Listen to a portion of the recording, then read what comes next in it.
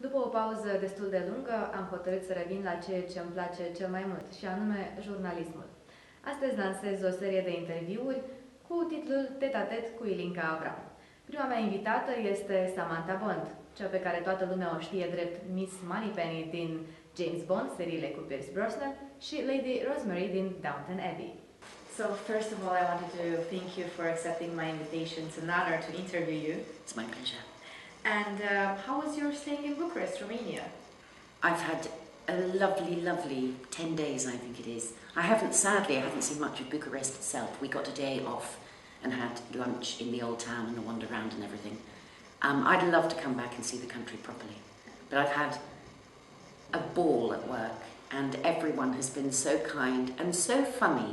And when, they're working in a foreign language, and it's just been an absolute delight. I'm thrilled to have been here. I'm happy to hear it. I know that you are from a family of art people. Mm-hmm. How was living and growing up in an environment where the visual part is the most important one? Well, I'm the daughter of an actor, and my mother had been an actress and was a television producer in her late years.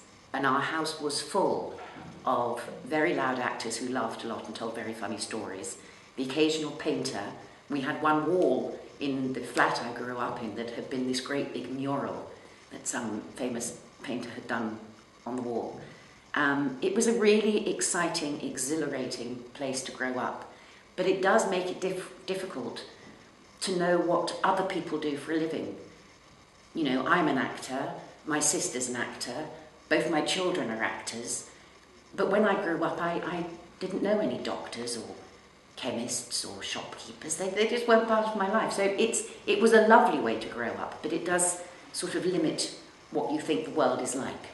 And about your children, I read an interview that you gave a few years ago, but it was frightening and exciting that your kids are going to drama school. How it is now? Because now maybe past 3 years since you gave that interview. Yeah, they've been in the business now for 2 years. They've both done well so far. I still fear for them. I still pray for them. It's such a hard business. And, for kids nowadays, it's even harder than it was when we started. So I'm concerned, but they're doing, touch wood, they're doing okay at the moment. Do they call you and ask for your advice, accepting or denying a character? Not for accepting a job, because at their point, you kind of accept everything. But I do work with them when they have auditions, and we learn speeches and, this self-taping that everyone has to do. So if they need a voice off camera, then yeah, I do all that with them. Did you always knew that you'll become an actress, or maybe you were a rebel, I will be a medic or a doctor, I don't know? No, I wanted to be a ballerina, is what I wanted to be. And I trained at a British theatre company called the Ballet Rambert. And I did it kind of 4 times a week after school until I was 15. And until I was 15, I was built like a stick. I was this little stick insect. And then I did what we call in England puppy fat, which is when you get to your teenage years and suddenly you become all curvy. And that was the end of ballet. And that's when I decided to be an actress. You had a lot of important characters. Which one was the most difficult for you? Oh, the most difficult. Well, the most challenging role that I've done in recent years, 2 summers ago, I did my first ever musical. And my husband is, in England, a very famous musical actor, so he knows that world inside out. But it was so far out of my comfort zone, and I have never in my life been so frightened. And I hadn't sung in front of an audience since I was 20 years old, and suddenly you're 53 and trying to find the courage. So that was the most challenging thing I've done. But the flip side of that is that once I got used to it, it's the most exhilarating thing to do every night. And because you're in a musical and you fall in love with the policeman, you get your Fred Astaire and Ginger Rogers moment, and you dance, and it was so ultimately I loved it, but it was very, very frightening. There is an opinion that it's harder, it's more difficult to be a theater actor than a movie actor. I know that you are both of them. What is more difficult, in your opinion?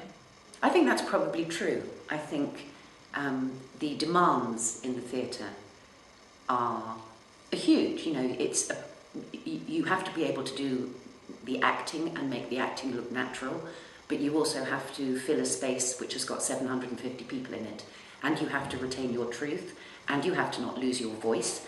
And so it's physically it's much more challenging, and technically it's more challenging. But the most important thing about acting is that it is truthful, and that is whether you're on television, film, theatre or the radio. That's the bottom line.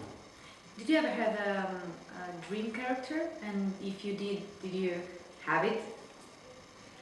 Well, when I was still wanting to be a ballerina, one of my favourite ballets was Kenneth Macmillan's Romeo and Juliet. And I always wanted to dance Juliet, which was never ever going to happen. But I was, very early in my career, I was lucky enough to play Juliet opposite Kenneth Branagh's Romeo. So that was a dream one.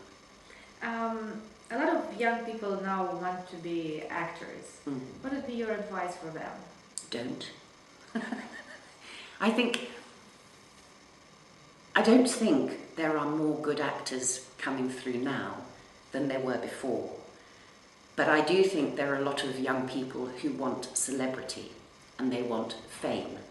And that's not why you become an actor, because the chances of that happening are remote. Most actors struggle. So I would think very, very seriously. And if you want to be an actor, if you really want to do it, you need to go and train. Did you ever have a moment when you wanted to change your profession? Not yet. Thank God. A few months ago, just going to another subject, a few months ago, Great Britain had to choose between staying or leaving the EU. What was your opinion about this? Or what is still your opinion about this? Oh, I never ever, ever thought Brexit would happen. I simply didn't believe, along with a lot of politicians obviously, I didn't believe that the vote could go that way. I was filming in Canada when it was announced, and I find it absolutely shocking. I consider myself a European. I cherish the fact that I'm a European. I love my European passport, and it appalls me that my country made that decision.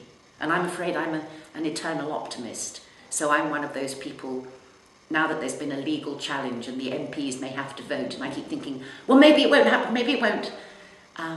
No, I think it's heartbreaking. Unfortunately, people are mostly indifferent when it comes to elections. Why do you think is that, and how should they be motivated? I think what happened with the Brexit vote is that the people were very angry with the government because they didn't feel they were being listened to. So I believe it was more of a protest vote than anything else. And it was, you know, a way to punish David Cameron, really. It really just breaks my heart. I'm asking you this because in a few days we'll have elections in my country, in Moldova. You know that I'm from Republic of Moldova. And unfortunately at the last tour, only 25% or 30%, I'm not sure, of people between 18 and 25 went to vote. So how maybe we could have a message for them? How should we talk with the young people to go and vote?